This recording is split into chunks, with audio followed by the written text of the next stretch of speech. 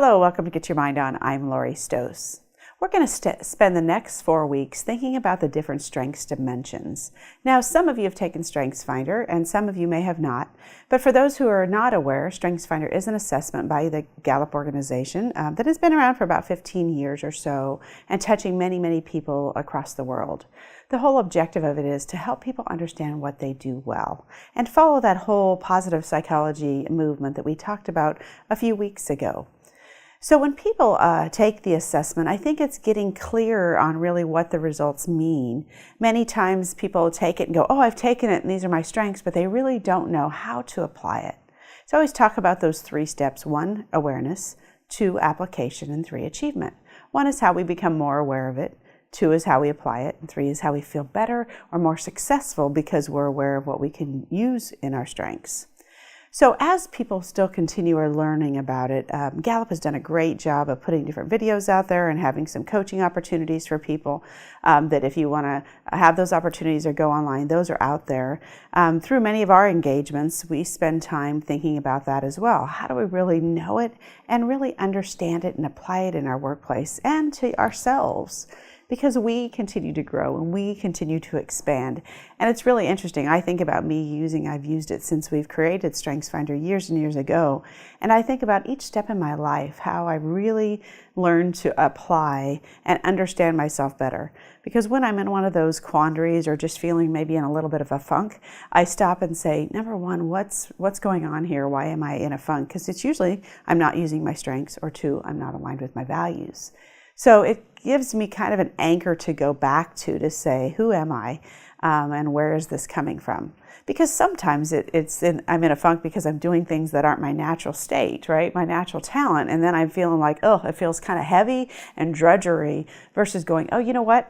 I know why I'm feeling this way. Who do I know on my team who can do that better? Or who can I hire? Or who can I partner with? Which reminded you of last week when we talked about our gaps. So we're going to talk today about the dimension around executing. So there's 4 dimensions. First is executing, 2nd is influencing, 3 is relationship building, and 4 is thinking. So really with the Gallup Strengths Assessment that you can purchase online, it just allows you to really have your 34 strengths to know what you do well. But it's really manageable when you understand how they fit into different dimensions.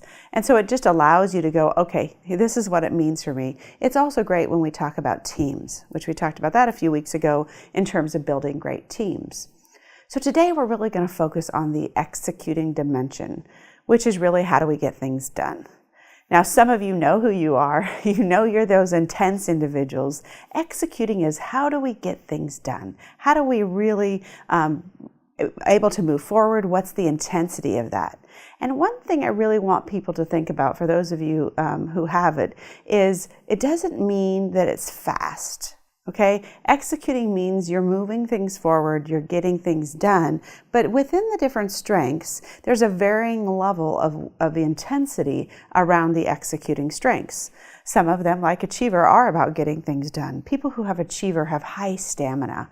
I was visiting with a client the other day, and he is just a workhorse. He went on vacation, he came back, and he was working all day till 9 or 10 at night, and just goes. He has just the stamina about him that can go and go and go and go. And then he wonders why other people can't keep up with him. So it's just a natural state within himself.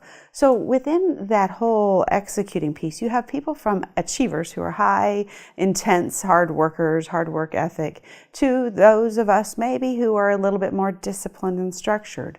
That means we get things done, but we're really more about, we really like our consistency, right? We like to know that there's some structure. We like to know it's predictable. We kind of like things logically. A to B to C to D, right? We like things in an order. So it isn't always intense, but it's very orderly, it's very structured. It's nice to get things done consistently and to know that there's this predictability around it. Usually people with discipline don't like to be caught off guard sometimes.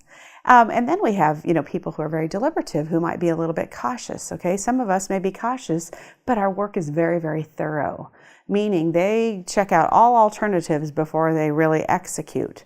So depending on what kind of work it is, we need those people on our team to get things done, but they're going to make sure that we haven't made the decision and been kind of haphazardly just gone off and done a few things. And then we have people who are restorative, right? Those may be the problem solvers, the problem finders. We have belief. We have those people who have strong beliefs. And so when they're executing, they want to make sure they execute around things that they believe in.